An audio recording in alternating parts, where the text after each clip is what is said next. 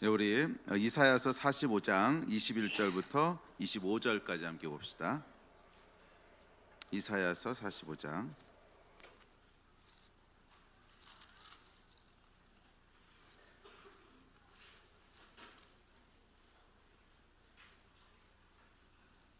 이사야서 45장 21절부터 25절까지입니다. 21절부터 25절, 이사야 45장 21절로 25절입니다. 여러분 다 찾으셨으면 다 같이 한 목소리로 21절부터 읽습니다. 시작. 너희는 알려며 진술하고 또 함께 의논하여 보라. 이 일을 옛부터 듣게 한 자가 누구냐? 이전부터 그것을 알게 한 자가 누구냐? 나 여호와가 아니냐? 나 외에 다른 신이 없나니 나는 공의를 행하며 구원을 베푸는 하나님이라. 나 외에 다른 이가 없느니라. 땅의 모든 끝이여 내게로 돌이켜 구원을 받으라. 나는 하나님이라 다른 이가 없느니라. 내가 나를 두고 맹세하기를 내 입에서 공의로운 말이 나갔은즉 돌아오지 아니하나니 내게 모든 무릎이 꿇겠고 모든 혀가 맹세하리라 하였노라. 내게 대한 어떤 자의 말에 공의와 힘은 여호와께만 있나니 사람들이 그에게로 나아갈 것이라. 무릇 그에게 노하는 자는 부끄러움을 당하리라. 그러나 이스라엘 자손은 다 여호와로 말미암아 의롭다함을 얻고 자랑하리라 하느니라. 아멘. 우리 하나님을 아는 지식에 대해서 살펴보고 있습니다. 신앙생활의 가장 본질은 하나님이 누구신지를 아는 것입니다. 창조주 하나님이 누구신지, 그리고 예수 그리스도가 누구신지, 그리고 성령 하나님이 누구신지, 성부, 성자, 성령, 이 삼위 하나님을 아는 것이 영생이고, 이 삼위 하나님을 아는 것이 우리의 신앙의 기초입니다. 그래서 저희가 3주 전부터 이 하나님은 누구신가라는 주제를 가지고 성경에서 묘사하고 있는 하나님의 여러 가지 속성들을 살펴보고 있습니다. 12가지 속성을 대충 뽑아봤는데, 그 중에 우리 지난주에 6번째 속성까지 했는데 기억나세요? 저 어떠신 분이라고요? 우리 그래요. 이 지지난주까지 물어보는 건 실례인 것 같고, 그거는 기억 못해요. 지난주 거는 그래도 기억하시지 않을까요? 지난주에 하나님 어떤 속성 살펴봤지요? 전능하신 분. 그래서 하나님은 전능하신 분이시기 때문에 우리와 생각하고 선택하고 행하시는 방식이 다르다는 거예요. 그렇죠? 사람은 한계가 있기 때문에 어떤 것을 원하고 어떤 것을 하고 싶어도, 어떤 것을 선택하고 싶어도 돈이 없어서 못하기도 하고, 능력이 안 되기도 하고, 또 어떤 거는 키가 안 닿기도 하고. 저희 집 야건 이렇게 높이다 올려놨는데 키가 안 닿아가지고서 꺼내고 싶어도 제가 못 꺼내거든요. 의자를 갖다 놓기 전에. 하여간 이런 한계들이 있기 때문에 사람은 하고 싶어도 할 수 없는 일들이 있어요. 그래서 뭔가를 결정하고 선택할 때 우리 안에 이렇게 깊게 고민하지 않아도 자동적으로 떠오르는 것이 할 수 있는 일인가, 할 수 없는 일인가. 그리고 이것을 한다면 비용이나 경비가 얼마나 들어가는가, 또는 성공할 확률이 얼마나 되는가, 이런 것들을 자동적으로 생각을 하게 되고 이제 그것에 의해서 움직이게 됩니다. 그런데 하나님은 그런 분이 아니시라는 거예요. 가지고 계신 능력과 자원에 아무 한계가 없으시기 때문에 하나님은 우리하고 전혀 다른 기준을 가지고 움직이세요. 그것은 뭐냐면 하나님의 의지라는 거예요. 그래서 하나님이 하시고 싶은가 아닌가, 이거 하나로 결정하시는 분이시라는 거예요. 그래서 우리 욥기 기억나시죠? 욥은 그 자녀들이 죽고 큰 환란이 온 것 때문에 도저히 이해할 수 없다고 원망하고 한탄하고 막 그랬는데, 그랬던 이유가 뭐예요? 자기의 한계 때문에 그런 거죠. 죽음은 극복할 수 없다라고 하는 인간의 한계. 그런데 하나님은 전혀 다르시다는 거예요. 그까짓 게 무슨 큰일이라는 거야. 죽었으면 다시 살리면 되지. 아무 문제도 아니거든. 잘 생각해 보세요. 사람을 만드신 분이 다시 살리는 거 못 하시겠냐고. 사람을 창조하신 분이 다시 살리시는 거 못 하시겠냐고. 안 되면 다시 만드시면 되지. 영원한 시간이 있으시기 때문에 우리 하나님께는 죽음이라고 하는 것은 아무런 고려할 조건이 아닌 거야. 그거는 전혀 고려할 대상이 아닌 거예요. 왜냐하면 죽으면 다시 살려내면 되는 거고, 영원한 생명이 주어져 있기 때문에, 영원한 시간이 있기 때문에. 그래서 여러분, 우리가 우리의 기준을 가지고 하나님을 제한하려고 하지 마시라는 거예요. 그분은 전능하신 분이세요. 그다음에 또 하나 살펴본 게 뭐였죠? 거룩하신 분이라 그랬죠. 그래서 하나님은 거룩하신 분이시기 때문에 이 거룩이라고 하는 개념은 다르다, 분리되어 있다, 이런 뜻이라 그랬죠. 그래서 우리랑 다르신 분이라는 거예요. 그리고 거룩이라고 하는 것은 하나님의 속성이기 때문에 거룩하지 않은 존재에 대해서는 그냥 돌격하시는, 그래서 그걸 참으실 수 없는, 이분이 하나님이시라고 했습니다. 자, 오늘은 7번째 속성부터 살펴보겠습니다. 7번째 속성은 공의로우신 분이라는 거예요. 우리 방금 읽으셨지만 나는 공의를 행하며 구원을 베푸는 하나님이라. 공의로운 말이 나갔은즉, 계속 공의에 대한 말씀을 하시죠. 공의와 힘은 여호와께만 있나니. 그래서 하나님은 공의로우신 분이시라는 거예요. 자, 이 공의롭다고 하는 말은 이 거룩하다란 말하고 좀 비슷하게 보이긴 하는데 본질적으로는 다른 의미입니다. 공의와 거룩이 같게 보이는 건 인간이 타락했기 때문에 그런 거고, 인간은 죄를 졌기 때문에 나하고 다르다 그러면 그것은 그러니까 이 공의로운 거에서부터 멀어져 있기 때문에 거룩하다, 나하고 다르다 그러면 의로운 거를 생각하는데 꼭 그렇지는 않아요. 하나님은 공의로부터 분리된 적이 없기 때문에 다르다, 분리되어 있다는 거랑 공의롭다고 하는 것이 똑같은 뜻이 아닙니다. 하나님께는. 근데 사람에게는 똑같아요. 왜냐하면 똑같지는 않아, 비슷해. 공의로부터 떨어져서 타락해 있기 때문에 나하고 다르다, 거룩하다 그랬을 때는 나는 불의한 쪽에 있으니까 다른 쪽에 있으면 공의로운 거지. 근데 하나님은 원래부터 공의로운 쪽에 계셔. 그러면 거기서 분리됐다, 다르다라고 하는 의미가 꼭 공의를 의미하는 건 아니라는 거예요. 이해가 되시죠? 근데 사람에게는 비슷한 의미일 수 있어요. 그러나 하나님에게 적용할 때는 공의롭다고 거룩하다가 꼭 같은 개념은 아닙니다.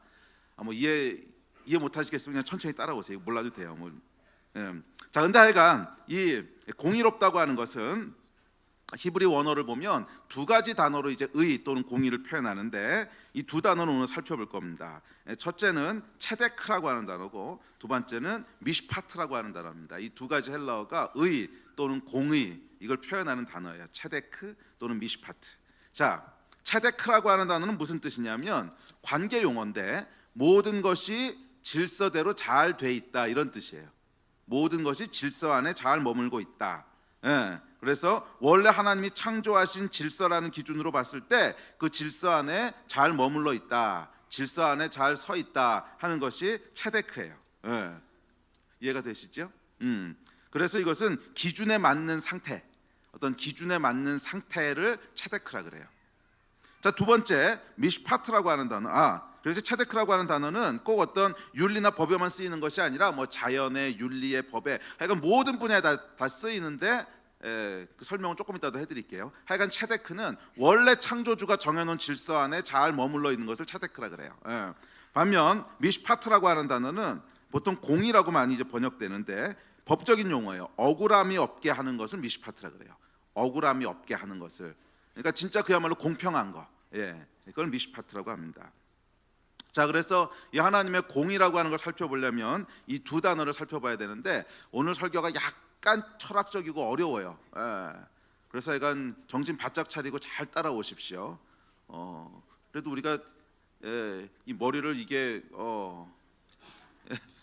하여간 쓰라고 주신 거잖아요. 그러니까 잘 생각하고 따라오시면요, 여러분도 와, 나도 이런 걸 생각할 수 있다니 좀 뿌듯해지실 거예요. 그러니까 잘 따라오시기 바랍니다. 아멘.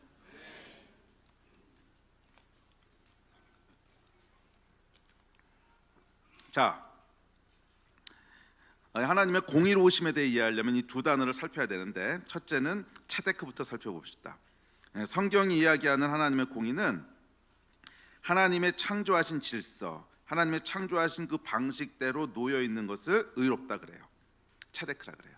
자, 예를 들어서 물고기가 있습니다. 물고기는 언제 의롭습니까? 물속에 있을 때 의로운 거예요. 이해가 되세요? 물속에서 살 때. 왜? 하나님이 그렇게 질서를 두셨거든. 물고기는 물속에 살도록 만드셨거든. 질서를 정하셨기 때문에 이것이 의롭다는 거예요. 자, 그럼 물고기가 물 밖으로 나오는 것은 의롭지 못한 것입니까? 예, 의롭지 못한 것입니다. 왜? 하나님의 질서를 벗어났기 때문에.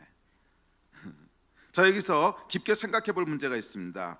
자, 일반적으로 사람들이 물고기가 물 밖으로 나와요. 그러면 그걸 뭐라고 생각하냐면 죽으려고 환장했구나 이렇게 생각을 하죠. 그런데 물고기가 물 밖으로 나오는 걸 보고 저건 불의하다 이렇게 얘기하는 사람 보셨어요? 거의 없지요. 그러니까 사람들은 물고기가 물 밖으로 나오면 아이고 쟤는 죽으려고 환장했어 이렇게 생각을 하지 쟤는 불의한 자야 이렇게 얘기 안 한단 말이야. 자, 여기서 사람들이 생각하는 공의와 성경이 생각하는 하나님이 얘기하신 공의가 다르다고 하는 걸 알 수 있어요. 사람들이 생각하는 공의는 뭐냐면, 의롭다고 하는 건 뭐냐면 도덕적이고 윤리적인 거야. 그래서 이제 다른 사람한테 피해를 주거나 뭐 아니면 위협을 주거나 뭐 해코지를 하거나 뭐 이런 거를 공의롭지 못한 거라고 생각을 해요. 그러니까 굉장히 도덕적으로 이해한다는 거야. 그래서 이 물고기에 대해 생각할 때, 아니 물고기가 그렇다고 뭐 다른 사람한테 피해를 준 것도 아니고 인류 평화를 위협한 것도 아니고 그냥 지가 죽겠다고 나왔는데 뭘, 이렇게 생각한다는 거야. 그게 왜 불의한 거냐는 거예요. 그런데 성경은 전혀 다르게 얘기한단 말이에요. 성경은 어떤 도덕적이고 윤리적인 개념을 가지고 공의를 얘기하는 것이 아니고 하나님이 정해놓은 질서가 의라는 거예요. 하나님이 정해놓은 질서가 의라는 거예요. 그게 공의라는 거예요. 그래서 물고기가 물 밖을 벗어나면 뭐 아무한테 피해를 안 줬어도 그것은 불의한 거라는 거예요. 왜? 하나님이 물속에 있으라고 했는데. 그래서 여러분, 이 사람들이 생각하는 의는 뭐 그러니까 도덕적인 거야. 그래서 도둑질하고 살인하고 간음하고 이런 것들은 불의한 것이고, 정직하고 부지런하고 이런 것들은 의로운 것이고 뭐 이렇게 생각하는데, 성경이 이야기하는 체데크는 전혀 그런 게 아니라는 거예요. 하나님이 정해놓으신 기준 안에 머물러 있는 게 의라는 거예요. 이해가 되십니까? 다시 말해서 의롭고 선한 것, 도덕적인 윤리가 따로 존재하고 하나님이 그 기준에 맞춰봤더니 의로운 분이야, 이런 게 아니라는 거야. 의는 뭐냐면 하나님 자신이 의세요. 이해되세요? 무슨 말인지? 사람들이 흔히 생각하는 의는 뭐냐면 도덕적이고 뭐 선하고 하여간 우리가 생각하는 기준들이 있어. 근데 그 기준은 사회마다 문화마다 다 달라. 그럼에도 불구하고 자기들은 그게 절대적이라고 생각을 해. 그래서 우리가 생각하는 의라는 게 다 있어요. 근데 그 의의 기준을 가지고 나중에 다른 나라나 다른 문화권 사람들을 만나보면 전혀 그걸 의라고 생각 안 하는 것들도 있거든. 그러면 화내고 싸워. 뭐 저런 이상한 놈들이 다 있냐 그러고. 사람마다 다른데 하여간 그럼에도 불구하고 우리가 생각하는 어떤 의의 기준들이 따로 있어. 그리고 하나님이 의롭다 그랬을 때는 그 기준에 잘 맞는다고 생각을 해. 근데 보통 공통적으로 갖고 있는 의의 기준들이 있죠. 뭐 정직한 거라든지 아니면 남을 잘 돕는다든지 뭐 이런 하여간 이 공통적인 어떤 개념들이 있지만, 하여간 어떤 개념을 정해놓고 하나님은 거기에 잘 맞는 분이라고 생각을 해. 그래서 의롭다고 생각을 해요. 그런데 우리가 가끔 가다 보면 내가 생각하는 의의 개념에 하나님이 안 들어맞을 때가 있거든. 그럼 막 이제 화를 내고 신경질을 내는 거죠. 하나님 왜 그러시냐고. 이게 이제 욥기에 나오는 내용이 다 그런 내용이죠. 하나님 왜 그러시냐고. 아니 공의로우신 분이시라면 이건 뭐냐고. 아니 공의롭다면 왜 악인은 오랫동안 배불리 잘 살면서 저렇게 살고 의로운 사람은 고생하다가 뭐 이런 고생을 당하고 왜 이러시냐고. 하나님 정말 의로우신 거냐고. 자, 여러분, 이게 왜 나오는 거냐면 이 태도가 왜 나오는 거예요? 의의 기준이 따로 있는 거야. 내가 생각하는 의롭다는 게 있어. 그리고 하나님은 거기에 맞는 분이라서 의롭다고 생각을 하는 거야. 그런데 그 기준에 가끔 안 맞으면 이해가 안 되는 거야. 하나님 왜 그러십니까? 하나님 의로우시다면 이게 뭐 하는 짓입니까? 말이 꼬인다. 뭐 하는 짓입니까? 막 이러는 거지요. 그런데 여러분, 성경은 그렇게 얘기 안 한다는 거예요. 의의 기준이 따로 있고 하나님이 그 기준에 잘 맞아서 공의로운 분이 아니야. 하나님은 체덱, 그게 뭐예요? 의가 뭔지를 결정하는 분이시라는 거예요. 하나님은 의가 뭔지를 결정하는 분이시라는 거야. 잘 따라오고 계세요? 하나님이 A다 그랬으면 A가 은 거고, 하나님이 B다 그랬으면 B가 의인 거고, 하나님은 너는 죽어라 그러면 죽는 게 의인 거고. 무슨 말인지 아시겠어요? 그러니까 하나님은 의가 따로 있고 하나님이 따로 있어서 하나님의 의의 기준에 잘 맞는 분이 아니라는 거예요. 체데크의 의미는 하나님이 정해놓으신 게 의라는 거예요. 하나님이 정해놓으신 게 의라는 거예요. 그래서 하나님은 의 자신이신 분이지, 의 자신이시고 기준이 되는 분이시고, 하나님 자신이 의세요. 그래서 하나님께서 이 산은 여기 있어라 그러셨으면 그 산은 거기 있는 게 의고, 하나님께서 한 남자나 한 여자와 결혼해라 그랬으면 한 남자와 한 여자가 이제 결혼해서 가정을 이루는 것이 의고, 이웃을 사랑해라 그랬으면 사랑하는 방식으로 공존하는 상태가 의고, 이게 의란 말이야. 아멘. 이 성경이 얘기하는 의의 개념을 여러분 다시 한번 잘 이해하셔야 합니다. 하나님 자신이 의세요. 아멘. 그러니까 하나님은 의로운 걸 말씀하시는 분이 아니세요. 하나님이 말씀하시는 게 의지. 이 차이를 아시겠어요? 항상 올바른 얘기만 하는 도덕 선생님이 아니란 말이야. 하나님은 말씀하시는 게 바로 의라는 거예요. 그냥. 아멘. 자, 그런데 여러분 그거 아세요? 한 2, 3년 전에 정의란 무엇인가라는 책이 빅히트를 쳤죠. 혹시 읽어보셨어요? 읽어보진 않았지만 사시긴 하셨을 거야 아마. 이거 사서 펼쳐보신 분들은 속았다 이런 생각 드셨을 거예요. 굉장히 어려운 책입니다. 이게 쉬운 책이 아니고. 근데 그럼에도 불구하고 아주 어려운 내용을 굉장히 설명을 잘해놓은 책이긴 해요. 굉장히 어려운 내용을 굉장히 설명을 잘해놓은 책인데, 그래서 뭐 기회 되면 한 번씩 읽어보십시오. 특별히 젊은이들 한 번씩 읽어보세요. 아주 좋은 책입니다. 근데 이 책의 그 내용은 알겠지만 정의가 과연 무엇인가, 의가 무엇인가에 대해서 고민하는 철학자들의 고민이에요. 도대체 의의 기준은 뭔가, 뭐가 의로운 건가, 이거 가지고요. 그래서 이 책 읽어보시면 지난 하여간 수천 년 동안 철학자들이 겁나게 고민한 거 알 수 있어요. 정의가 뭔가, 의가 뭔가. 그래서 대충 한 세 가지 정도의 기준을 소개를 합니다. 의의 기준이라고 소개하는데, 첫째는 사람들의 행복을 증진시키고 고통을 줄여주는 것이 의다라는 행복의 관점이 있고, 둘째는 사람들의 권리를 보호해주고 자유를 보장해주는 게 의다 하는 자유의 관점이 있고, 셋째는 사람들 안에 공통적으로 내재되어 있는 어떤 미덕이 있을 거다. 근데 이건 아주 사실은 최근에는 뭐 이렇게 이야기하는 사람 별로 없는데, 하여간 굉장히 고대적인 생각인데, 하여간 사람 안에는 뭔가 의라는 개념이 내재되어 있을 거다. 그래서 그러잖아요. 뭐 사람을 죽이는 거는 악하다, 다들 공통적으로 이렇게 생각하니까 어떤 의라는 개념이 사람 안에 내재된 게 있을 거다. 그걸 미덕이라고 불렀는데, 하여간 이것에 의지하는 관점, 그러니까 세 가지 관점이 있다는 걸. 근데 이걸 오늘 다 살펴볼 필요는 없고, 하여간 결론을 얘기하면 뭐냐면, 많은 철학자들이 겁나게 고민했는데도 불구하고 결론은 뭐냐면 정의의 기준이 뭔지 애매모호하다는 게 결론이에요.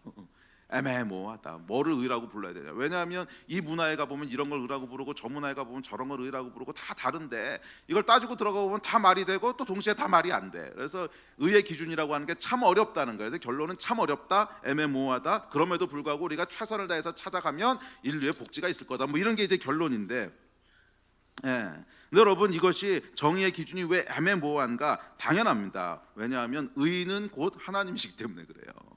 의는 곧 하나님이신데, 하나님을 빼버리고 나서 의가 뭔지를 찾으려고 하니까 이게 되겠어요. 의는 곧 하나님이시고 의가 뭔지를 결정하신 분이 계신데, 그분을 빼버리고 나서, 인간이 하나님을 제외해버리고 나서 의가 뭔가, 의의 기준이 뭔가 아무리 머리 굴리고 아무리 해봐야 애매모호한 것밖에 안 나오는 거지. 애매모호한 게. 그래서 여러분, 아직도 이게 결론이 안 난 얘기예요. 의가 뭔가. 그래서 뭐 사실은 이렇게 해보고 저렇게 해보고 해도 다 애매모호하다는 거지. 애매모호하다는 거지. 이게 이제 어떤 방식으로 애매모호한지가 예를 하나 들어 설명해 드릴게요. 뭐 이 세 가지 관점을 다 살펴볼 필요는 없고, 가장 많이 생각하는 이 공리주의를 가지고 생각해 봅시다. 공리주의가 뭔지 아시죠? 행복. 그러니까 의가 뭔가, 여러분 그 많이 하시는 말 중에 최대 다수의 최대 행복 뭐 이런 거 있잖아. 가장 많은 사람이 가장 큰 행복을 얻게 하는 것이 곧 의다. 뭐 이런 게 이제 공리주의의 주장인데, 나중에 뭐 이것도 이제 문제가 많으니까 많이 수정을 하긴 하는데, 하여간 가장 간단하게 얘기하면 최대 다수의 최대 행복이 의라는 거예요. 가장 많은 사람이 가장 큰 행복을 얻게 하면 그게 의로운 거 아니겠느냐, 뭐 이런 거죠. 근데 여러분, 사실은 이런 관점을 가지고 의를 설명하려고 하면 굉장히 어려움에 봉착하게 되는 거 아십니까? 사실은 거의 불가능해요. 거의. 그러니까 이걸 가지고 의를 설명하기는 거의 불가능해. 왜 그러냐면 제가 이유와 결론을 다 말씀드렸죠. 의는 누구세요? 하나님이세요. 하나님을 빼버리고 의를 설명하려고 하니까 복잡한 문제들이 생기는 거야. 자, 예를 들면 이런 겁니다. 만약 최대 다수의 최대 행복이 의라면, 최대한 많은 사람에게 가장 큰 행복을 주는 것이 의라면, 자, 질문을 하나 던집시다. 로마 시대에요, 콜로세움에서 그리스도인들을 잡아다가 사자밥이 되도록 했죠. 그리고 그 안에서 검투사들이 막 검투해가지고 사람 죽이고 이랬죠. 그리고 그것에 열광했던 로마 시민들이 있습니다. 자, 이걸 생각해보면 여러분, 비록 소수의 사람이 목숨을 잃는 고통을 당했지만 그 고통의 합보다 수십만, 수천만은 모르겠지만 수만 수십만의 사람들이 엄청난 쾌락과 아드레날린이 막 분비됐거든. 사람 죽는 거 보고. 그 쾌락의 합을 더했을 때 어떤 게 크겠어요? 당연히 수천, 수천, 수만, 수십만 사람이, 그래 뭐 검투다 두 명이 싸워가지고 한 명 죽었어. 딱 한 명 죽은 거거든. 그러면 한 명 죽었는데 수만 명의 사람이 어마어마한 아드레날린과 뭐 도파민과 막 이런 게 분비됐어. 그래서 행복했어. 그러면 여러분, 이 최대 다수의 최대 행복이란 관점을 놓고 보면 의잖아. 근데 이걸 의라고 얘기하기는 마음이 좀 꺼림칙하지요. 꺼림직하죠. 맞아요. 그럼 이제 질문이 이상하다. 그건 좀 아닌 것 같은데, 과연 의라는 것이 단순한 숫자의 합인가? 한 명 죽고 수천 명 행복해 하고, 그러니까 이게 의다, 이렇게 얘기할 수 있는 건가? 자, 또 다른 예를 하나 들어볼게요. 이건 실제 있었던 일입니다. 이게 아마 영국 사람들이었을 텐데, 4명이요 바다 한가운데서 표류를 하게 됐어요. 조그만 보트 하나 타고 4명이 표류를 하게 됐는데, 한 1주, 2주, 뭐 3주가 지났는데 먹을 것도 다 떨어지고 마실 것도 없고 이제 굶어 죽게 생겼어. 그러니까 이대로 가면 다 죽는 거야. 그래서 4명이 합의를 해가지고 투표를 합니다. 한 명을 잡아먹고 3명이 살자. 뭐 이거 어쩔 수 없는 거예요. 뭐 아니면 4명이 다 죽게 생겼으니까. 그래서 투표를 해가지고서 결국 한 명을 잡아먹어요. 한 명을 잡아먹고 생명을 연장해서 이 3명이 구조를 받아요. 이게 실제 있었던 일이거든. 이제 구조를 받습니다. 자, 이것도 이제 공리주의 입장에서 접근해 봅시다. 원래 4명이 다 죽었어야 돼요. 근데 한 명만 죽고 3명은 해피엔딩으로 끝났어. 그러면 여러분 어떤 게 더 행복을 증진시킨 거예요? 4명 다 죽는다. 그러면 여러분 4명 다 죽으니까 이거는 뭐 행복지수 제로죠. 그리고 고통지수는 한 사람당 100씩만 잡아도 400이야. 그럼 가족들 4명 다 죽었을 때 가족들이 느낄 그 엄청난 고통을 뭐 한 사람당 50씩만 잡아도, 한 사람당 가족이 10명씩이라면 500씩 해가지고 2000이야. 그러니까 고통지수가 이렇게 나온다고. 근데 한 명 죽고 3명 살았어. 그러면요 이 한 명이니까 그 고통을 약간 4분의 1로 줄어들죠. 반면 살아 돌아왔을 때 그 가족과 이 사람들이 느꼈을 희열과 아드레날린의 양은 어마어마하겠지. 그럼 비교해 보면 여러분 두 케이스 중에 어떤 게 더 행복을 증진시킨 거예요? 당연히 한 명 죽이고 3명 산 거지. 그러면 이거를 의라고 얘기할 수 있느냐? 어떠세요? 아니, 목사님 이렇게 복잡하게 생각하세요? 아니야, 머리를 좀 써야 돼요. 우리 머리를 너무 안 써. 목만 쓰고 있지 우리는.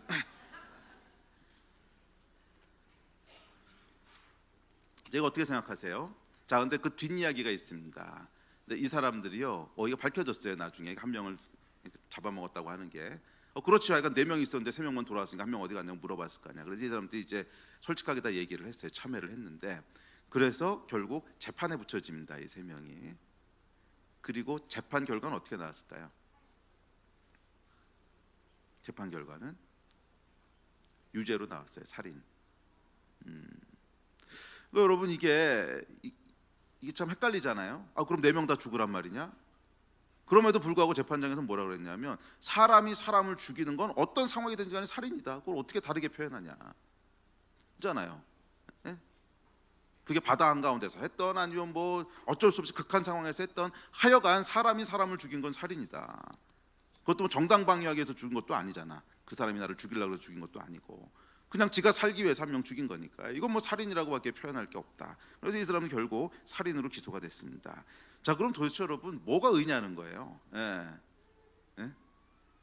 많은 사람들의 행복을 증진시키기 위해서 다 죽는 것보다 한 명 죽고 3명 사는 게 낫다고 생각했는데 또 보면 그건 살인이라 그러지. 이게 여러분, 그래서 하여간 3명 살자고 한 명 잡아먹은 것을 의라고 얘기하기엔 뭔가 불편하죠.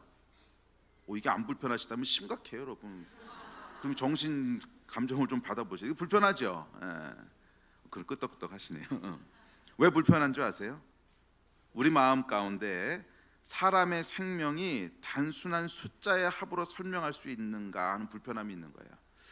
사람의 생명이 단순히 그냥 숫자로 이렇게 더하고 빼고 하는 걸까? 뭐 이런 불편함이 있는 거예요. 맞아요, 여러분. 성경이 뭐라고 선포하냐면 성경이 다르게 얘기해요. 인간은 무엇과도 바꿀 수 없는 존귀함이 있는 존재라는 거예요. 인간은 천하보다 존귀하다는 거예요. 왜? 사람은 하나님의 형상으로 지음받았기 때문에 천하와도 바꿀 수 없는 존귀함이 있다. 그래서 여러분 이 구약 성경에 보면 사람이 다른 사람의 생명을 뺐으면, 생명을 취하면 자기 생명으로밖에 갚을 수 없다 그래요. 그 이야기는 뭐야? 다른 어떤 걸 갖다 줘도 인간의 생명하고 바꿀 수 없다는 거야. 자기가 아무리 재산이 많아도 천하를 다 소유했어도 그거 가지고는 안 되고 사람의 생명은 생명으로만 갚으래요. 그 이야기는 뭐냐면 사람의 생명은 갚을 수 있는 게 없다는 거야. 천하하고도 바꿀 수 없다는 거야. 왜? 하나님의 형상을 따라 지음받았기 때문에 인간은 숫자로 저울질할 수 없는 존귀함이 있는 존재라는 거예요. 이게 하나님이 정하신 기준이에요. 아멘. 하나님이 그렇게 정하셨기 때문에 이게 의라는 거예요. 아멘. 그래서 의하고는 약간 다른 얘기긴 한데, 여러분 그거 아세요? 세상에 어떤 사상도 어떤 철학도 어떤 종교도 인간에 대해서 이렇게 얘기하고 있는 사상은 없어요. 그래서 사실은 기독교 윤리학자들이 연구하고 사고하고 생각해본 결론은 뭐냐면, 성경 하나님을 제외하고 나면 인간이 존귀하다라고 얘기할 수 있는 근거는 어디서도 찾을 수 없다는 거야.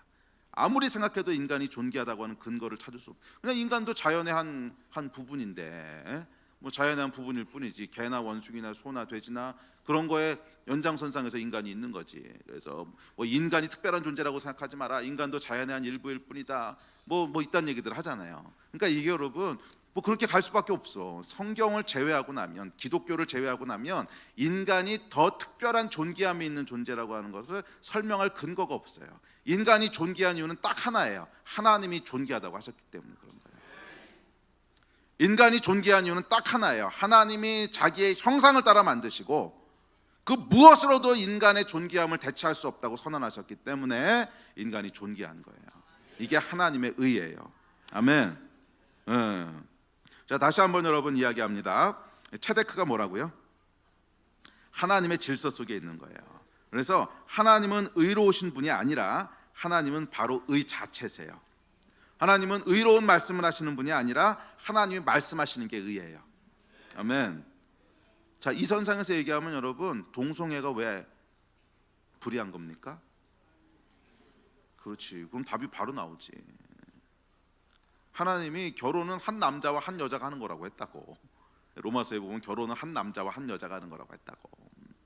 이게 하나님이 정하신 기준이고 이게 의라는 거예요. 예. 그래서 이 의에서 벗어났기 때문에 뭐 동성애는 뭐라고 얘기하든지 간에 이건 죄라는 거야. 아멘. 아니, 죄라는 표현보다는 불의가 더 맞아요. 하나님의 질서에서 벗어난 거라는 거지. 아멘. 참, 이 얘기 마음 놓고 할 수 있는 날도 얼마 안 남은 것 같긴 하네요.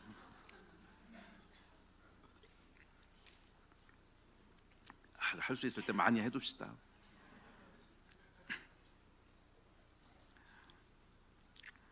자, 그런데 이 의에는 중요한 속성이 하나 있는데, 그건 뭐냐면 의에는 복이 있다는 거예요. 신명기에 보면 이렇게 얘기합니다. 신명기 12장 28절인데 제가 읽어드릴게요. 내가 내게 명령하는 이 모든 말을 너는 듣고 지키라. 내 하나님 여호와의 목전에 선과 의를 행하면 너와 내 후손에게 영구히 복이 있으리라.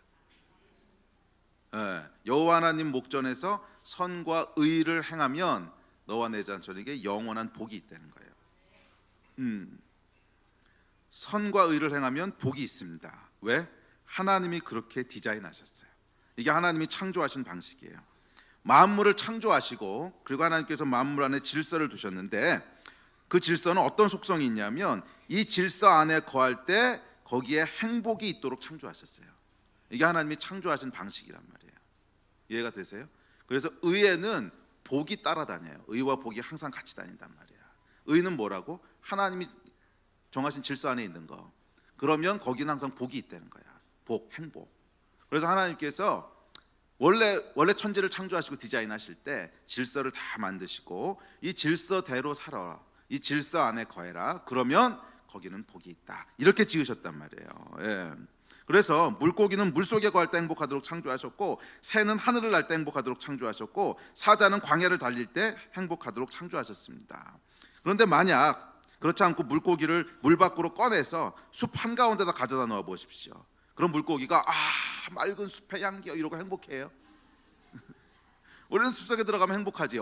막 공기도 맑고 정서도 힐링이 되고 막 그런단 말이야. 그래가지고서 물고기에게도 이 행복을, 그래가지고 물고기 한 마리를 탁 잡아서 너도 이 숲의 향기를 맡아봐라 그러고 탁 물고기를 갖다 놓으면 숲의 향기여, 이런 별천지가 있었구나 이래요? 아니면 숨을 할딱할딱거리면서 죽을라 그래요? 숨을 할딱거리면서 죽을라 그러지. 왜 그래요 여러분? 하나님의 질서를 벗어나면 거긴 행복이 없단 말이야.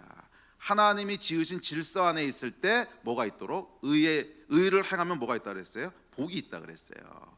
의를 행하면, 즉 질서 안에 머물면 거기는 복이 있다는 거예요. 이게 하나님이 창조하신 방식입니다. 사람도 마찬가지입니다. 사람도 하나님이 지으신 의 안에 거할 때, 하나님이 말씀하신 그 방식 안에 거할 때 뭐가 있어요? 복이 있어요. 행복하도록 하소서. 이게 신명기 12장 28절의 의미예요. 여호와의 목전에 선과 의를 행하라. 그러하면 너와 내 후손에게 영구히 복이 있으리라. 아멘. 예. 자, 그런데 반대로 의를 벗어나면 어떻게 될까요? 그러면 의를 벗어나면 불인데, 이게 불이, 예. 좀 전에 말씀드렸잖아. 물고기 죽는 거예요. 괴로워서. 이게 의를 벗어난 결과라는 거예요. 그래서 성경은 이걸 어떻게 표현하냐면 의를 벗어나면 저주가 있다고 표현합니다. 이게 신명기 27장이 이제 저주장인데, 신명기 27장 제가 그냥 조금 길지만 읽어드릴게요. 들어보세요.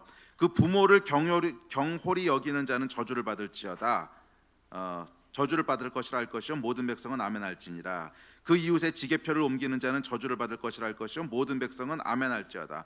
지게표가 뭐냐면 오늘날로 하면 여기까지가 내 땅, 또 거는 표가 있다는 지게표, 요거를 살짝 옮겨서 자기 땅을 넓히는 거야. 그 도둑질이죠, 사기.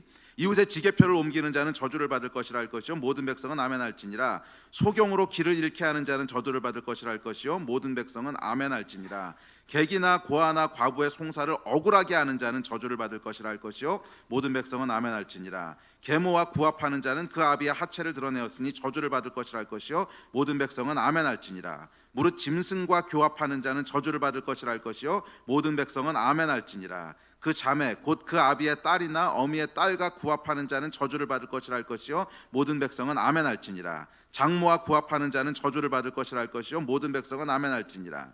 그 이웃을 암살하는 자는 저주를 받을 것이라 할 것이요 모든 백성은 아멘 할지니라. 무죄한 자를 죽이려고 뇌물을 받는 자는 저주를 받을 것이라 할 것이요 모든 백성은 아멘 할지니라. 이 율법의 모든 말씀을 실행치 아니하는 자는 저주를 받을 것이라 할 것이요 모든 백성은 아멘 할지니라. 물론 하나님께서 신명기 27장의 저주 다음 장인 28장에 보면 저주 리스트보다 더 긴 축복 리스트를 쫙 말씀하십니다. 그래서 하나님은 무섭게 저주만 하시는 분이 아니라 그것보다 더 긴 축복을 하시는 분인 건 분명하지만 적어도 한 가지 분명한 게 있어요. 그건 뭐냐면 의를 벗어나면 저주가 있다는 거예요. 하나님이 정하신 법이에요. 의를 벗어나면 저주가 있다는 거예요. 하나님이 정하신 의의 기준들이 있다는 거예요. 무고한 자를 억울하게 하려고 뇌물 받으면 안 된다, 살인하면 안 된다, 또 이웃을 암살하면 무시무시하네요. 암살하면 안 된다, 이웃의 지게표를 옮기면 안 된다, 부모를 무시하면 안 된다. 하여간 하나님이 정해놓으신 선포하신 창조의 질서들이 있다는 거예요. 이게 의인데 이걸 벗어나면 뭐가 있다는 거예요? 저주가 있다는 거예요. 사실은 이 저주는 뒤에 가서 조금 더 설명할 텐데, 하여간 1차적인 저주는 뭐냐면 의 안에 있는 복을 못 누리는 거지. 부모를 공경하라 그랬거든요. 그러면 부모를 공경하는 거 안에는 하나님이 복을 심어 놓으셨단 말이야. 그래서 여러분 결국 부모를 잘 공경해 보십시오. 부모님이 나이 들었다고 막 무시하고 이제 힘들다고 그러면 어떤 저주를 받게 되는 줄 아세요? 자기가 늙었을 때 똑같이 당해요. 그렇죠. 애들이 보고 배울 거 아니야. 그리고 나중에 애들한테 너희는 부모 공경하는 것도 모르고, 그럼 애들이 뭐라 그랬어요? 엄마도 그랬잖아. 엄마도 엄마한테 그랬는데 내가 보고 배운 게 그건데. 안 그래? 부모를 공경하잖아요. 그러면 어떤 복이 있겠어요? 나중에 여러분도 공경을 받아요. 왜? 애들이 그거 보고 배운 건데 당연히 부모님은 저렇게 하는 거구나. 당연히 부모님은 저렇게 하는 거구나. 하여간 그 안에는 여러분 그거 외에도 수많은 복을 하나님이 심어 놓으셨어요. 부모의 유업을 물려받게 되고, 부모에게 준 분깃을 내가 유업으로 받게 되고, 그러니까 많은 복들을 심어 놓으셨는데, 하여간 이 의에서 벗어나면 어떻게 되겠어요? 그 복들을 못 누리는 거지. 1차적인 저주고, 이것 플러스 하나님께서 심판하시는 저주가 있어요. 이걸 저주라기보다는 심판이라고 표현하는 게 더 좋긴 한데, 하여간 이 저주라는 것은 의의 두 번째 의미인 미슈파트하고 연결되는데, 그것은 공평하게 하기 위한, 억울한 사람을 없게 하기 위한 하나님의 어떤 조치가 있다는 거예요. 잘 기억하세요, 여러분. 하나님의 그 일곱 번째 속성인 공의는요, 미슈파트인데, 두 번째 의미는, 첫 번째는 의를 정하시는 분이고, 두 번째는 억울한 사람이 없게 하시는 거예요. 그래서 하나님은 그 속성상 억울한 거를 지켜볼 수 없는 분이셔. 절대로 억울하게 놔두실 수가 없는 분이시란 말이야. 그게 하나님의 미슈파트예요. 그래서 누군가 억울함을 당하는 것을 허락지 않으시는 분입니다. 그래서 이 하나님이 정하신 질서 속에는 하나님의 공의, 미시파트와 사랑, 아하바가 함께 녹아 있어서 이 질서 속에 거할 때 모든 피조물들이 행복을 누리는데, 이 행복이 하나님의 아하바죠. 하나님의 사랑으로 이렇게 복을 주시는 건데, 행복을 누리는데 아무도 억울한 사람이 없이 공평하게 행복을 누린다는 거예요. 이게 하나님의 지혜예요. 다시 잘 들으세요. 하나님이 창조할 때 질서를 만들어 놓으셨어요. 이렇게 해라. 그래서 사람은 당연히 부모를 공경해야 되고, 뭐 이웃에 대해서 이렇게 해야 되고, 그다음에 저렇게 해야 되고, 뭐 살인하지 말라, 간음하지 말라, 도둑질하지 말라. 하여간 십계명을 비롯해서 하나님께서 방금 읽었던 신명기의 여러 가지, 하여간 하나님이 정해놓으신 여러 가지 사람이 마땅히 살아야 될 어떤 규율들이 있다는 거예요. 이게 이제 의인데, 이 의 안에 거하면 어떻게 되냐면 사람들이 행복하도록 디자인하셨는데, 한 사람도 억울한 사람이 없이 다 행복하도록 디자인하셨다. 이게 하나님의 지혜예요. 사람은 이렇게 할 수 없습니다. 사람은요, 누군가를 행복하게 하려고 해도 능력이 부족하고 지혜가 부족하기 때문에 아무리 잘하려고 해도 누군가는 그거 공평하지 않아요, 이런 게 나온단 말이에요. 여러분, 애들 한 2명, 3명 키워보신 분들 아시죠? 자녀가 2명, 3명 있을 때 제일 많이 나오는 말이 뭐예요? 형은 그러면서 나는 이거 제일 많이 나오거든. 미국에서는 여러분, 아이들이 제일 먼저 배우는 말이 뭔지 아세요? 맘마, 빠빠 이거 배우고요, 그 다음에 배우는 말이 It's not fair, 공평하지. 이게 아이들이 세 번째로 배우는 말이 정말이에요. 영어에서 애들이 세 번째로 배우는 말이 It's not fair, 공평하지 않아. 이게 세 번째로 배우는 말이거든. 여러분, 이 아이들 키워보신 분들 알잖아요. 왜 형은 3개 주면서 나는 2개 줘? 야 임마, 넌 조금만잖아. 뭐 하여간 아무리 잘하려고 해도 공평하게 행복하게 만들기가 참 어려워요. 그렇죠? 인간은 어쩔 수 없어요. 그리고 또 누구를 너무너무 사랑해서 잘해주면 편애가 돼가지고 다른 사람들이 뭔가 손해를 보게 되고, 우리 애가 예쁘다고 막 감싸고 우리 새끼 그래가지고 버릇없이 키우면 주변에 뭐 식당 갔을 때 다른 사람들이 피해를 보고 시끄럽게 막 떠다니는데 어이구 왜 그래요 뭐 이래가지고 이제 손해보고, 하여간 우리는 누군가를 행복하게 하려고 하면 누군가 불행해지는 사람이 생기고, 다 똑같이 대해주려고 해도 그게 잘 안 되죠. 이게 사람 지혜가 안 돼요. 근데 하나님은 그런 분이 아니시라는 거야. 완벽한 지혜 가운데 있으셔서 하나님의 미시파트와 아하바를 가지고, 그 지혜를 가지고 어떻게 디자인하셨냐면 하나님의 질서 안에 머물면 모든 사람이 공평하게 행복하도록 만드셨단 말이에요. 아멘. 이게 하나님의 속성입니다. 완전한 질서, 이게 하나님의 의예요. 그래서 하나님은 모든 일에 있어서 이 미시파트의 저울을 균등하게 하십니다. 억울한 게 없게 하신단 말이야. 그 결과 하나님의 속성에서 어떤 게 나오냐면, 억울한 일을 당하면 어떻게 하시겠어요? 갚아주신다는 거예요. 이게 중요한 개념. 억울한 일을 당하면 반드시 갚아주신다는 거예요. 이사야서에 보면 이렇게 얘기합니다. 무릇 나 여호와는 정의를 사랑하며 불의의 강탈을 미워하여 성실히 그들에게 갚아주고, 내가 불의를 미워해서 불의한 일을 당한 사람이 있으면 그 억울함에 대해서 내가 갚아준다는 거예요. 보상해준다는 거예요. 또 사무엘 하에 보면 혹시 여호와께서 나의 원통함을 감찰하시니 오늘 그 저주 때문에 여호와께서 선으로 내게 갚아주시리라 하고, 다윗이 억울한 일을 당했거든. 그랬더니 하나님께서 선으로 갚아주실 거라 그러는 거예요. 또 잠언에 보면 가난한 자를 불쌍히 여기는 것은 여호와께 꾸어드리는 것이니 그의 선행을 그에게 갚아주시리라. 내가 가난한 자에게 내 물질을 줬어요. 그러면 이 물질에 대한 권리는 원래 나한테 있는 거거든. 그렇잖아요. 내가 열심히 땀 흘리고 열심히 고생해가지고 번 돈이야. 근데 가난한 사람이 있다고 그냥 줬어. 그럼 여러분, 물론 이건 좋은 일이지만 엄밀하게 경제적인 의미에서 봤을 때는 공평한 게 아니지. 내가 이래서 벌었는데 왜 저 사람이 공짜로 가져? 좋은 일이지만 하여간 미시파트라고 하는 저울로 봤을 때는 기울어진 거예요. 미시파트, 공평, 억울함이 없게 하는 저울이 있으시 하나님은. 근데 내가 열심히 땀 흘려서 막 알바 뛰고 잠도 못 자고 막 그래가지고 돈을 이제 벌었는데 불쌍한 사람이 있어 누굴 줬어. 그러면 억울해지는 거라고 이게. 그럼 하나님 어떻게 하신다는 거예요? 갚아주신다는 거예요. 그래서 이걸 뭐라 그런 거야? 가난한 자를 불쌍히 여기는 것은 여호와께 꾸어드리는 것이니 그의 선행을 그에게 갚아주시리라, 이렇게 말했습니다. 이해되세요? 무슨 말인지? 그래서 여러분, 지혜로운 자는 뭘 해야 되냐면 계속 억울한 일을 만들어야 돼. 정말이에요. 계속 억울한 일을 만들어야 돼. 억울하다고 하는 것이 꼭 원통하고 한대고 이런 게 아니라 미슈파트의 저울을 기울이는 거예요. 내가 열심히 내 권리를 가지고 할 수 있는 일들을 포기하고, 내가 열심히 땀 흘려 벌었지만 그래서 내 돈이야 그러고 나를 위해 써도 괜찮지만 이것을 포기하고, 내 시간은 내 거니까 나를 위해 써도 괜찮지만 포기하고, 뭔가 내 권리를 포기하고 계속 자발적으로 했을 때 뭐가 생기는 거예요? 미슈파트 저울이 기우는 거예요. 이렇게. 그럼 이게 뭐라 그런 거예요? 잠언에서 여호와께 구워드리는 거라는 거예요. 이게. 그럼 하나님께서는 공평하시기 때문에 이 저울이 기울어진 채로 그냥 두실 수가 없다는 거예요. 반드시 선행으로 갚아주셔야 된다는 거야. 이해되세요? 이게 하나님의 공평하신 속성이에요. 이 속성을 잘 아는 자들은 어떻게 하나님 앞에 살아야 될지를 알아. 이 속성을 모르는 자들은 참 어리석게 사는 거죠.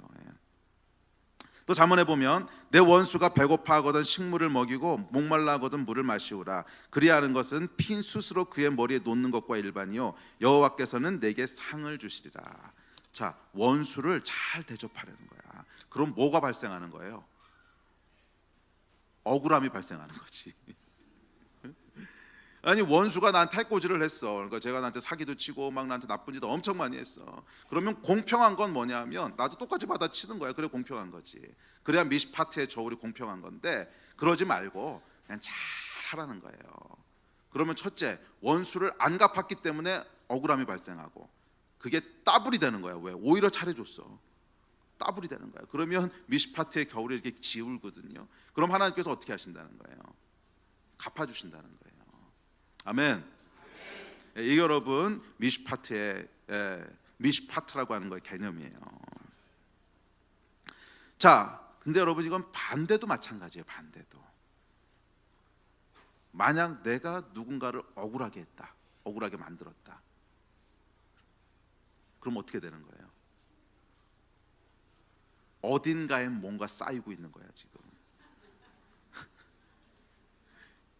이해되세요? 내가 누군가를 억울하게 했다. 그럼 반대로 어딘가엔 뭔가 쌓이고 있는 거야. 왜냐하면 내가 미슈파트의 저울을 기울인 거거든. 네? 나한테 좀 유리하게 하자고 기울인 거거든. 그럼 하나님은 이걸 기울여 둘 수가 없는 분이라는 거야. 미슈파트. 절대로 억울하게 하지 않으시는 분이라는 거야. 그러면 이 균형을 맞추려면 네가 그렇게 해서 남을 억울하게 하면서 뭔가 얻었으니까 균형을 맞춰야 될 거 아니냐. 그래서 그 머리에 숯불을 쌓아둔다는 거예요. 그래서 때가 되면은 저울에다 탁 올려놓으셔서 다시 기준을 맞추신다는 거예요. 이걸 뭐라 그래요? 심판이라 그러는 거예요. 심판. 이해되십니까?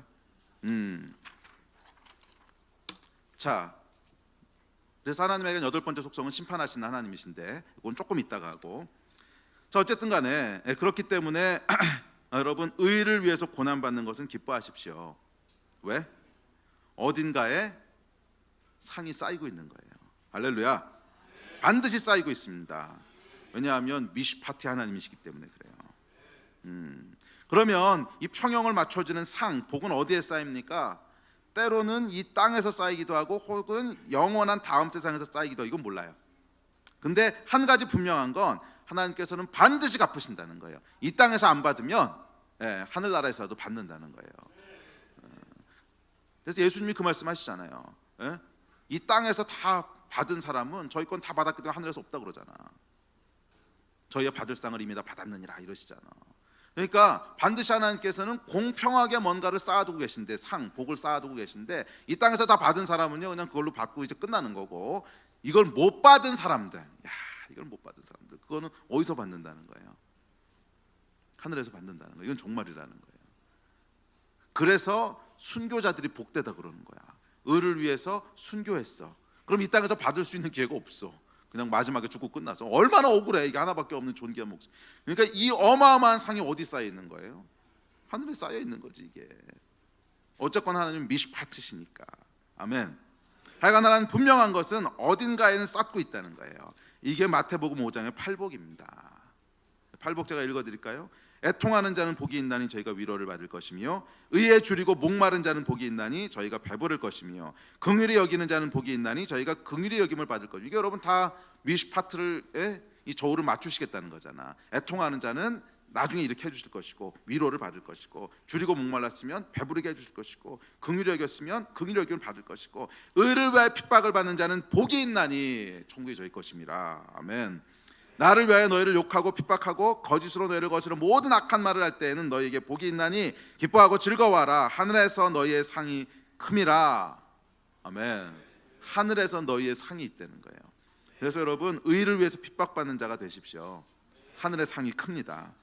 우리 하나님은 반드시 갚으신 하나님이십니다. 공평하신 미시파티 하나님이십니다. 여러분의 의를 위한 억울함과 애통함을 반드시 갚아주실 거예요. 아멘. 자, 여기까지는 좋은 얘기인데, 이제 두 번째는 불의는 어떻게 할 거냐. 그러면 반대로 불의를 행하면 어떻게 될까요? 이것 역시 갚으십니다. 네, 이게 미시파트예요. 미시파트의 균형을 맞추기 위해서 누군가 불의를 행하면 그 반대편에 뭐를 쌓으세요? 심판을 쌓으세요. 왜? 균형을 맞춰야 되니까. 역대하에 보면 주는 하늘에서 들으시고 행하시되 주의 종들을 심판하사 악한 자의 죄를 정하여 그의 행위대로 그의 머리에 돌리시고 공의로운 자를 의롭다 하사 의로운 대로 갚으시옵소서. 정확하게 두 개를 대비시키죠. 악한 자는 그 행위대로 그에게 돌리시고, 공의로운 자는 의로운 대로 갚으소서. 이게 하나님의 속성이라는 거예요. 아멘. 또 계시록에 보면 또 내가 사망으로 그의 자녀를 죽이리니 모든 교회가 나는 사람의 뜻과 마음을 살피는 자인 줄 알지라 내가 너희 각 사람의 행위대로 갚아주리라 이러셨어요. 그래서 하나님의 여덟 번째 속성은 뭐냐면 심판하시는 분이세요. 심판은 갚아주시는 분이시라는 거예요. 억울함을 당한 거에 대해서는 상급으로 갚아주시고, 억울하게 행한 일에 대해서는 심판, 하여간 벌, 죄값 이런 걸로 갚아주시고 그 행위대로 갚아주신다는 거예요. 아멘. 여기서 아멘을 크게 못하시는 분은 지금 저울질 해본 거지. 내가 어느 쪽이 더 많은가? 내가 어느 쪽이 더 많은가? 자, 하나님 이렇게 얘기합니다. 공의로 세계를 심판하시며 정직으로 만민에게 판결을 내리시도다. 그때 사람의 말이 진실로 의인에게 갚음이 있고 진실로 땅에서 심판하시는 하나님이 계시다 하미로라. 하나님은 심판하시는 분이시라는 거예요. 하나님은 공의라는 그분의 속성으로 인해 억울함이 없게 공평하게 다스리는 분이십니다. 그렇기에 억울함이 발생하면 어떻게 됩니까? 미시파트의 저울이 기울어지는 거죠. 그러면 그 반대편에 균형을 맞출 심판을 쌓으세요. 이해가 되시죠? 그래서 이 심판은 죄와 연결되어 있는데, 왜냐하면 이 억울함이 발생하는 것을 성경은 죄라고 부른 거예요. 여러분, 죄를 잘 이해해 보세요. 죄는 억울함을 발생시키는 것을 죄라 그래요. 억울함을 발생시키는 걸 죄라 그래요. 그래서 여러분, 죄의 가장 중요한 속성은 억울함입니다. 자, 누군가 죄를 지면 그 피해는 엉뚱한 사람이 보는 것. 이게 죄의 속성이에요. 그래서 사람들이 이제 가끔가다 그런 거 물어보거든요. 아니, 아무것도 잘못한 사람이 없는 사람이 너무나 착하고 너무나 선하고 정말 천사 같은 애가 밤에 알바하고 오다가 그런 미친 이 음주운전자 하는 이런 XX가 모는 채 치여서 죽었어. 그럼 이제 그것 때문에 사람들 마음에 막 이 쓴뿌리가 올라오죠. 쓴뿌리가 분노가 올라오면서 하나님의 공의는 어디 갔냐는 거야. 하나님 살아계시면 왜 이런 일이 벌어지냐는 거야.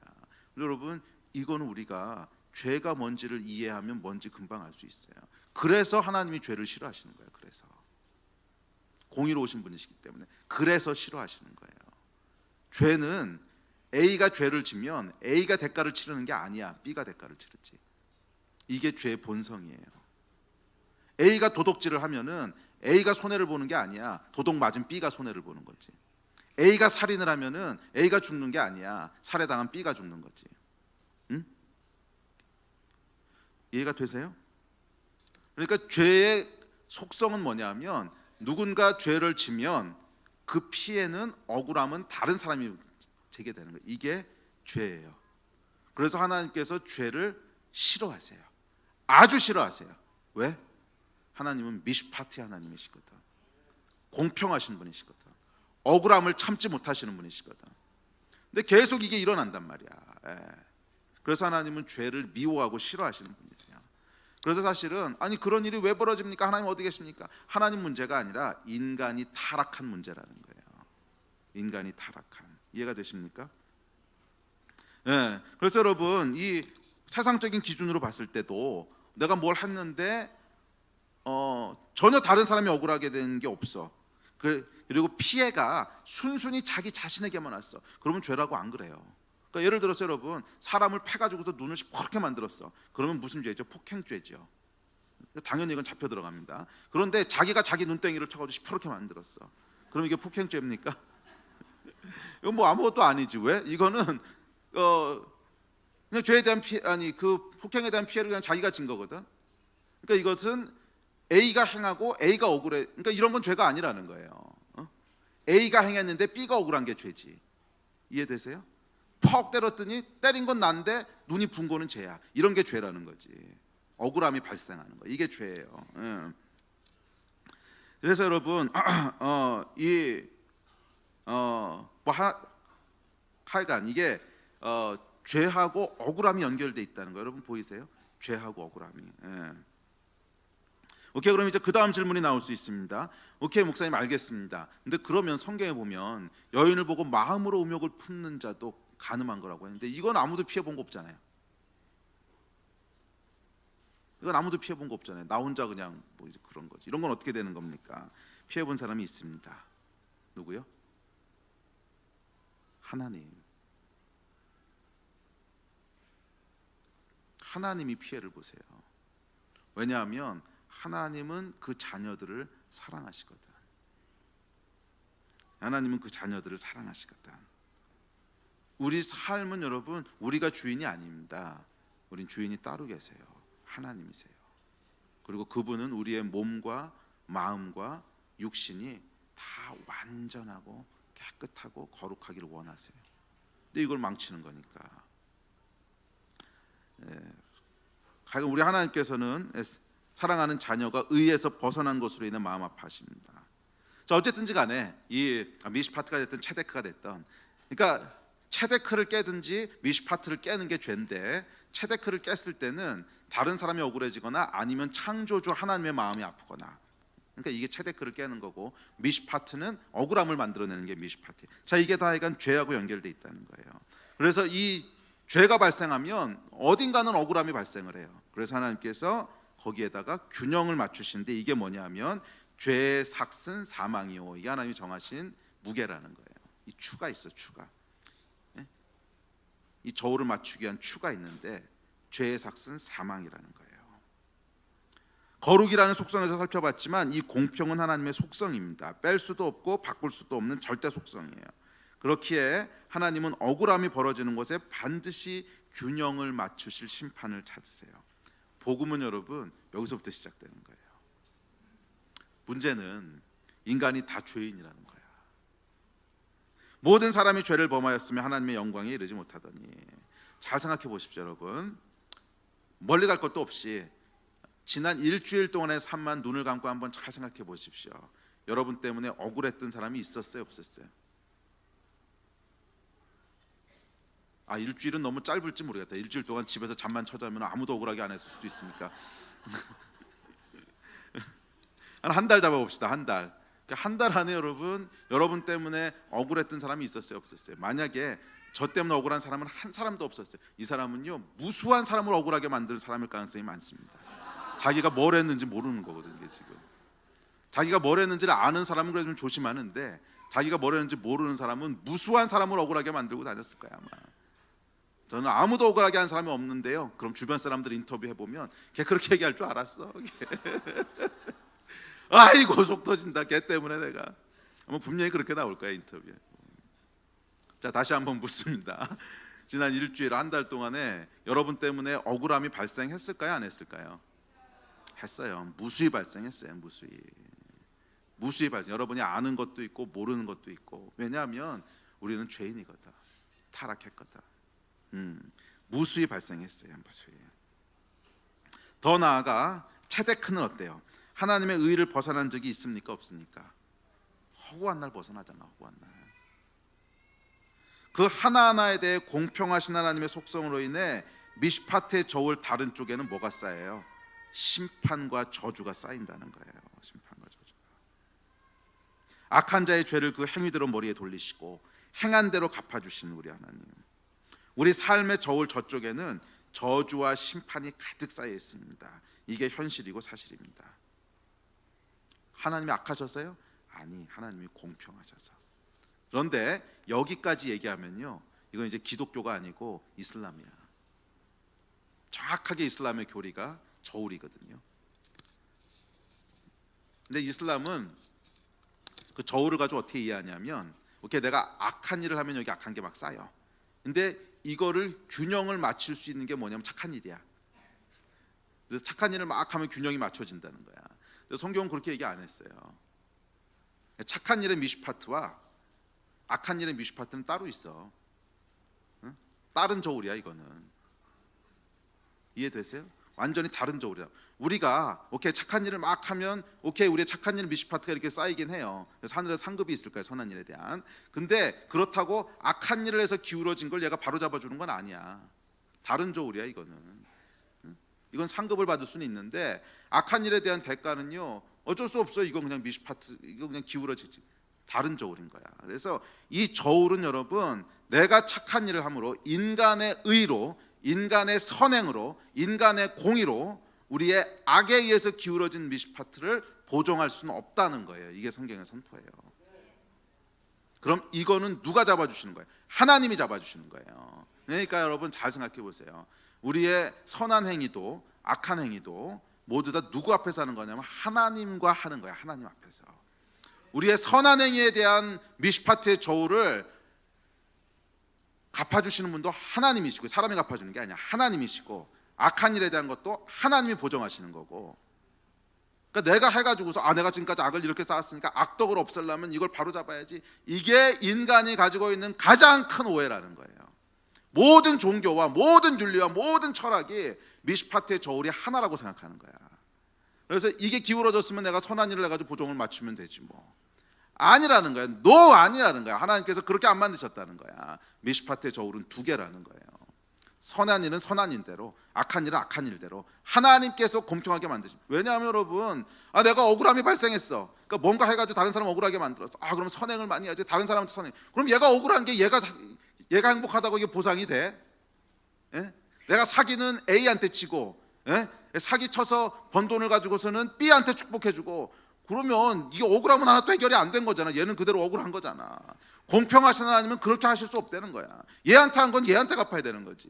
그래서 하나님께서는 이 두 개의 미슈파트 저울은 따로 운영되는 거예요. 그래서 선에 대한 것들은 하나님께서 이 다음에 갚아주실 거예요. 분명히 갚아주실 거예요.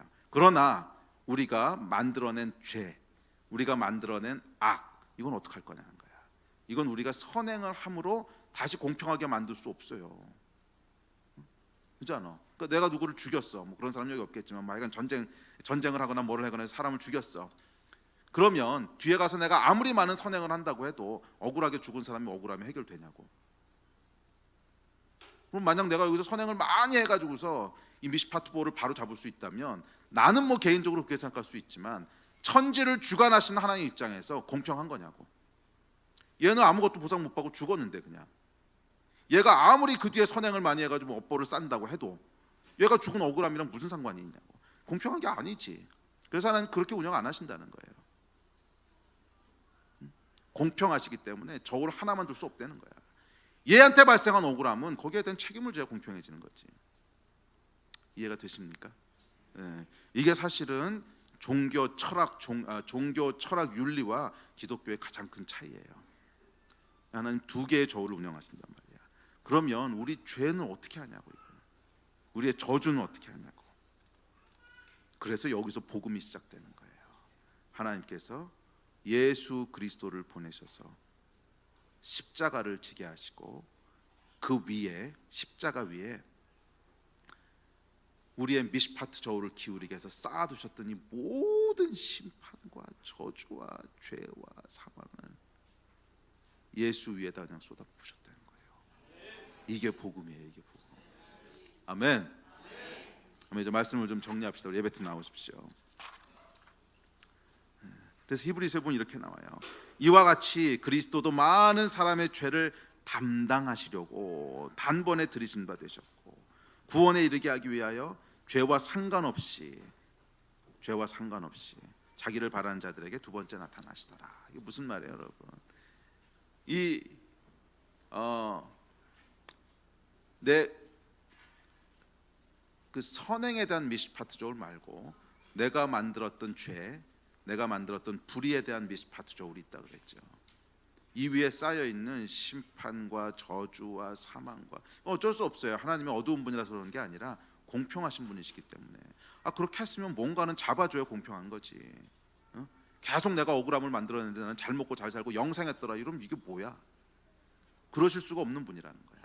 그래서 하나님께서는 이 저울에 대해서는 반드시 이것을 보정하시기 위한 죄에 대한 사망과 심판과 저주와 죄의 삭시 있다는 거예요. 이해가 되십니까? 그래서 우리는 죽을 수밖에 없는 죄인이라는 거예요. 하나님의 영광에 이르지 못하다니. 이 공평하신 하나님의 기준에 의하면 우리는 아무도 하나님의 영광에 이를 수 없다는 거예요. 그런데 하나님의 사실은 13번째 속성이 있어요. 제가 12가지를 다 기록해 놓고 이제 하다 보니까 정말 중요한 거 하나를 빼뜨렸어. 13번째 속성이 있어. 하나님은 사랑이시라. 아하바거든 이게. 하나님은 사랑이시라. 이 공이신데 사랑이셔. 그래서 그냥 심판으로 끝내실 수가 없는 거예요. 공의로우시지만 동시에 그 자녀들을 향한 긍휼과 사랑과 연민과 자비와. 그래서 하나님께서 이 미시파트 저울 위에 있던 이 심판을, 그렇다고 이걸 그냥 없이 하자 이러실 수 없어요. 왜냐하면 하나님의 속성이기 때문에 공평하신 분이시거든요. 이건 없앨 수가 없어요. 이걸 없애는 순간 하나님은 하나님이 아니야. 이걸 없애는 순간 우주의 모든 기초는 다 깨지는 거예요. 없애실 수는 없지만 처리할 방법을 찾으신 거예요. 그래서 하나님께서 직접 이 땅에 오셔서 이 공평함을 이루시기 위한 이 추를, 이 저주를 예수 위에 부으시고, 그래서 그분을 십자가에 못 박아 죽이심으로, 피 흘리시고 고통당하심으로 처리하셨다는 거예요. 할렐루야. 이게 여러분 복음이에요, 복음. 그래서 이제는 누구든지 예수 그리스도를 믿는 자는 죄와 저주와 사망과 심판에서 해방되어 하나님의 복 가운데로 들어가게 된다는 거예요. 할렐루야. 그럼 여러분 이 심판의 미시파트가 처리되고 나면 남는 게 뭐예요, 여러분? 저쪽 한 가지 미시파트만 남는 거잖아. 거긴 뭐가 있다는 거예요? 복이 있는 거잖아. 거긴 복이 있는 거잖아. 우리 하나님께서 우리를 향해 쌓아두셨던 모든 선하고 축복, 이게 쌓여 있는 거거든요. 복음은 여러분 우리 안에 있는 모든 저주를 하나님께서 예수 그리스도를 통하여 처리하심으로 우리를 복 가운데 들어가게 하시는 거예요. 복 가운데 들어가게 하시는 거예요. 그래서 누구든지 이를 믿는 자는 우리 하나님께서 주시는 심판 없어지고요, 복만 남게, 영원한 복만이 있습니다. 우리 억울함은 우리 하나님께서 남김없이 보상하실 것이고요, 우리가 당했던 고통들도 하나님이 다 보상하실 거고요, 우리가 행했던 선행들도 구워드리는 거라 그랬잖아. 다 보상하실 거고요. 이 영원한 복이 복음 안에 있습니다. 이거 여러분의 것이 되시기를 주의 이름으로 축복합니다. 자리에서 일어나서 기도합시다.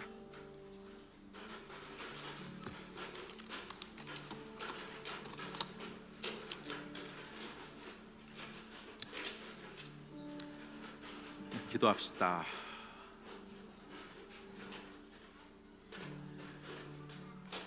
우리 공의와 심판에 대해서 오늘 살펴봤는데, 하나님은 미시파트의 저울을 공평하게 하시는 분이세요. 그래서 혹시 이 가운데 억울함을 당하신 분들이 있다면 오늘 하나님께서 하시는 말씀을 들으십시오. 이 땅에서 갚아주실지 아니면 하늘의 상급을 쌓을지 그건 하나님이 결정하실 거예요. 그렇지만 분명한 건 하나님 갚아주세요. 그러면 여러분 기뻐하고 감사하시기 바랍니다. 그래서 이 갚아주시는 걸 알 때 우리 안에 있는 억울함이라고 하는 감정들이요 치유받을 수 있어요. 억울할 게 아니라는 거야. 억울할 게 아니라는 거예요. 우리는 공평하신 하나님을 믿지 못하면 억울한 감정이 생기지만 공평하신 하나님이 누구신지를 알게 되면 억울한 불필요한 감정으로부터 해방될 수 있어요. 혹시 이 가운데 억울함의 감정이 있으신 분들이 있다면 오늘 공평하신 하나님 앞으로 나아가시기를 축복합니다. 오늘 공평하신 하나님 앞에 나아가시기를 축복합니다. 혹시 이 가운데 아직 예수 그리스도를 모르는 분이 있다면 그냥 교회는 나와봤지만 아직 복음이 뭔지 잘 모르겠는데요, 이런 분이 있다면 오늘 예수 그리스도를 믿으십시오. 그분이 여러분의 모든 죄와 여러분의 모든 저주와 여러분이 만들어냈던 다른 사람 억울하게 했던 그 모든 것들을 십자가에서 다 처리하셔서 이제는 심판이 아니라 복만 남게 하셨어요. 이것을 믿는 자들, 누구든지 믿는 자들에게는 이 복이 임하게 하셨어요. 그래서 우리 한 2-3분 정도 같이 기도할 텐데 우리 하나님 앞에 나아가서 좀 정직하게 얘기하면서 기도합시다. 우리 안에 혹시 그런 억울함이 있던 분들은 오늘 정직하게 하나님, 내 안에 이런 억울함이 있었지만 하나님께서 갚아주실 것을 믿습니다. 하나님 공의로우신 것 믿습니다. 오늘 이 억울함들을 다 내려놓습니다. 우리 기도하시고요. 아직 죄를 회개하지 않으신, 아직 예수 그리스도 앞으로 돌아오지 않으신 분들은 예수님, 당신께서 나의 모든 죄와 저주를 처리하신 것을 믿습니다. 이제 이후로는 나에게 복된 삶만 남은 것을 믿습니다. 이렇게 기도하십시오. 그랬을 때 우리 성령께서 도우실 것입니다. 우리 한 2-3분 정도 합심해서 기도하겠습니다.